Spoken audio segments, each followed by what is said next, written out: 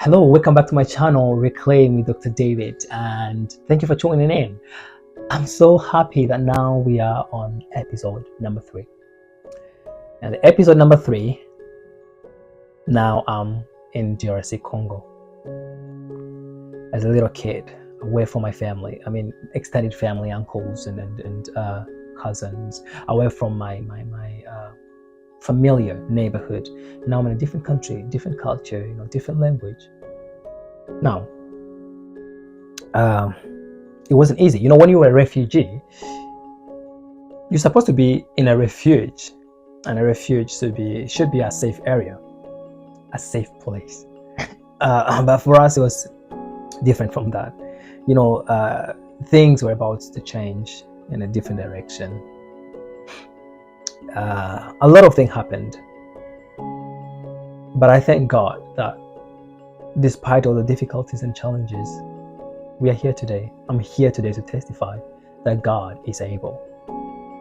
That God is able. So now we were in DRC Congo. It was myself, my siblings, and my parents. And eventually, later on, we were joined by my 2 uncles, one on my mother's side and my uncle on my father's side, so my dad's brother. We're also joined by my auntie, who's my mother's sister.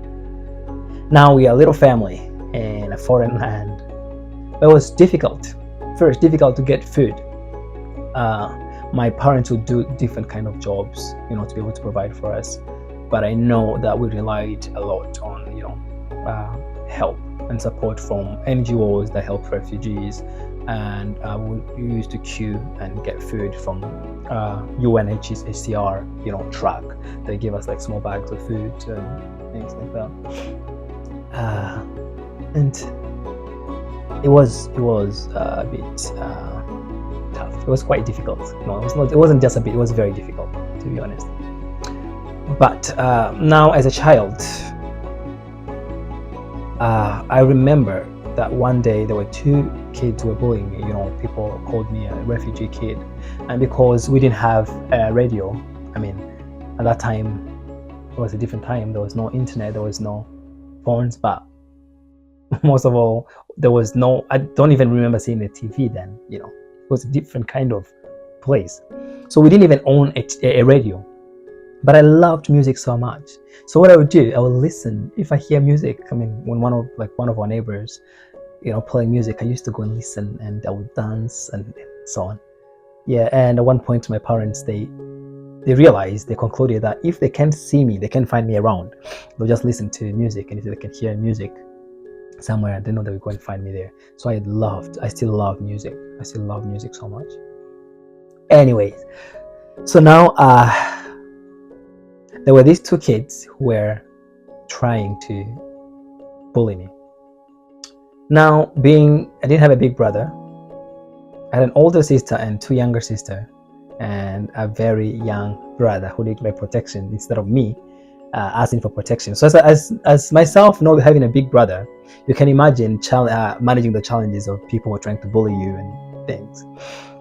So these 2 kids who tried to do that, They didn't just abuse me verbally. They tried to beat me up, and I remember that they started beating me up, and I started fighting back, and eventually I wouldn't back down. I just kept fighting, and they beat me. I kept fighting and screaming and fighting until the kids, they got scared and started running away. They're like, this boy, we are beating him, but he's not. He's not backing down. He's not even trying to run away. So I fought with them, and then, by the way, those who know me, that I don't advocate for, fighting. I believe that there's numerous ways to be able to resolve conflict, without having to fight. But these kids, they were attacking me, so I fought until then.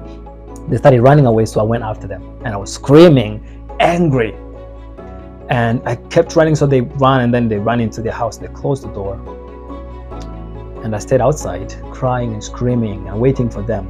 And then eventually I calmed myself down and I sat next to their door. And their parents were like, "Do you want to go home?" Lisa said, "No, they need to come out. We need to fight. I'm not going home until we fight." And then my mother came, and I remember that day my mom, that's when she had a serious conversation with me regarding war. And she said, "You are growing up. And I know that there's been so much that's been going bad. I want you to be careful." And she referred to people who were doing bad things in my country. She said, "Don't be like those people back home who are killing each other. Don't be like that person." And she said, "You need to control your anger." I remember that time I used to be very, very angry. She said, "You need to control your anger." Now, I said that we have been joined by, uncles, 2 uncles and an auntie. But there was one person who had joined us as well, someone who was a very good friend of mine. That's my grandfather. So on my mother's side, so my mom's father. So he called me. But I remember he used to go and sit. He used to have, this wooden foldable chairs that you fold and open like that. And he used to have that kind of chair, and he would go and put it in front of the house and just relaxing and sitting in there. And I used to go and he would talk to me, tell me different things. So he called me and he said, "You need to know how to control yourself." He told me many things. I'm sorry, when I'm talking about my granddad, yeah. So he started telling me that he wants to see me grow up to be a person of value. And he told me about education. He said there are kids out here who are playing on the street and doing bad things. But he said, "You need to focus." Sorry. When I'm talking about my grandfather, it's different. I wish that he had lived a little bit longer,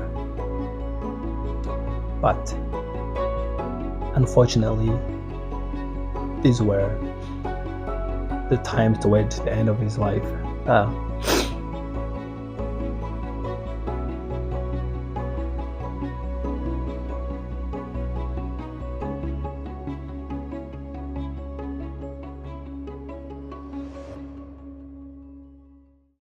By the way, my grandfather was a very good man. He was a very strong person of good character and morals. And he had survived a lot of wars before this one. In 1972, there was a war in Burundi. Basically, it was one ethnic group trying to kill the elite of the other ethnic group. And so my father was one of the people that were being hunted down, and he fled to Rwanda and then came back after a few years. So he's a man who had seen war. He's a man who have survived so many attempts, people trying to kill him. And so now he is in DRC Congo with us. He sat with me. He told me a lot of things that up to today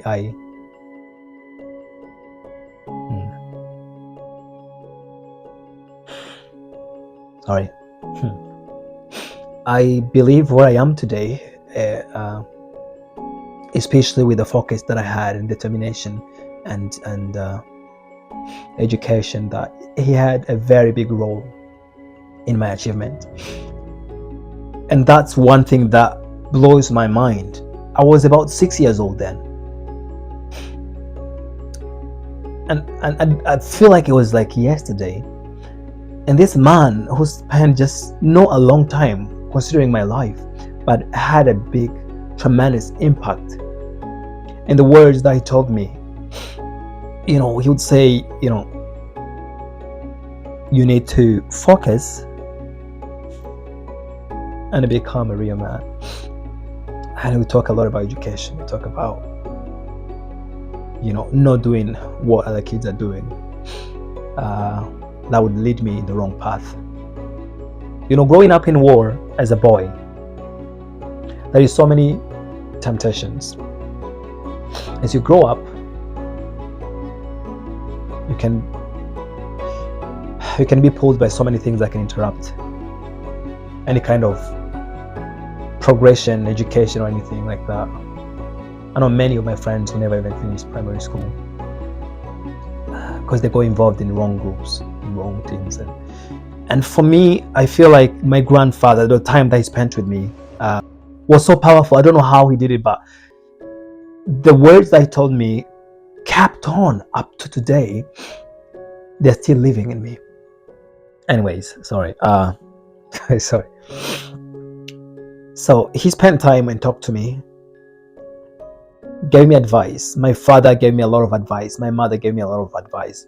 But there was something different about my grandfather. Okay, so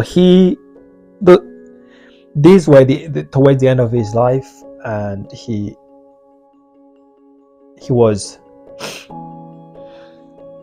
had type 2 diabetes. I don't know I think it was type 2 diabetes. I know that he had diabetes. I don't know exactly if it was type 1 or type 2, but I think it was type 2 diabetes. And now he's a refugee person. There was not a lot of support in terms of medication and the dietary requirement, food and things that he had to do, food sugar control and things like that. And sometimes I wish that he would have lived a little bit longer to see the seed that he planted in me, and how it's and where I am today. From that boy to where I am today, I wish he was here so he could see. So anyways, so my granddad he got sick, but there's something that I thank God about, is that towards the end of his life, he received Jesus as the Lord and Savior of his life. He gave his life to God, became a Christian, he got baptized. And for me,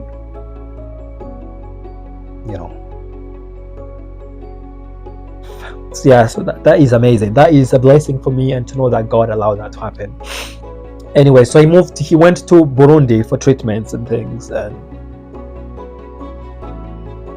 I'm sorry. So when I'm talking about my granddad, it's hard for me not to get. It's the one thing that makes me emotional, and yeah.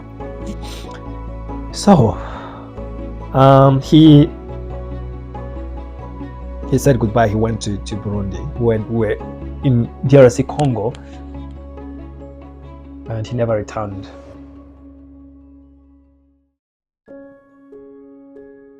Someone told us, the week we were informed that he passed away. It was very difficult for my mother. We didn't get to go to the funeral. We were in Congo. We didn't get to go to the funeral, and even if we were able to, even if it was safe, there was issues with tickets and things. But also the country was not safe to travel. So anyways, so he passed away. It was difficult for my mother, and I remember watching her cry,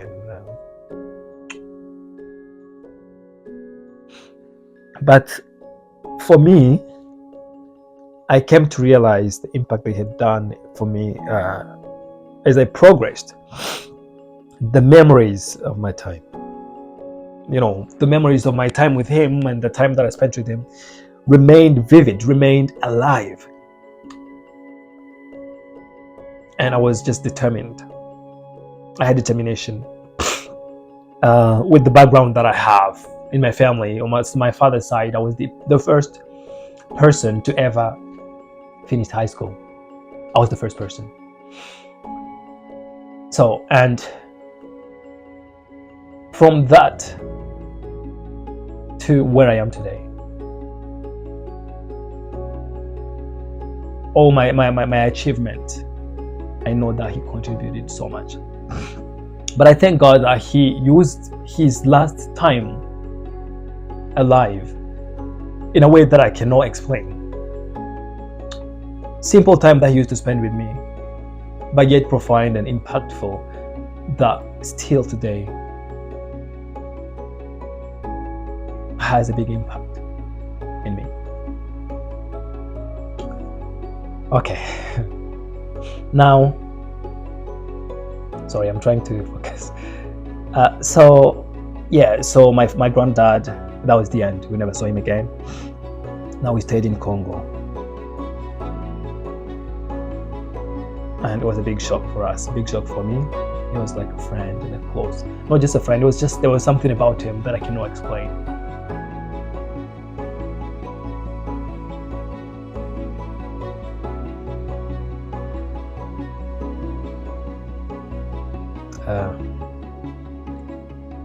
So then we stayed in Congo.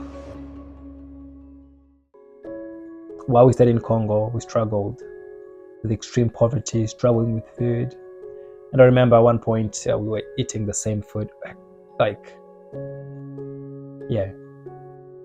same food.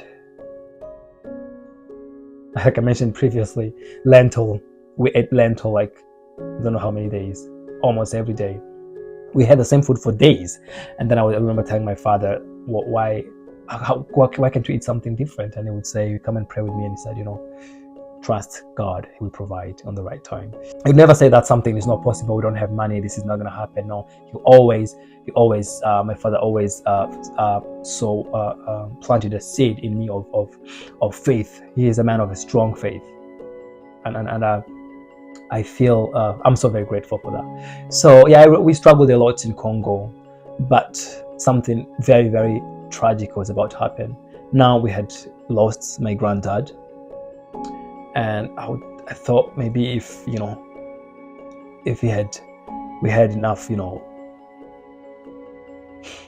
healthcare, people who like medication and things that would help him, I feel like maybe he would have lived a little bit longer.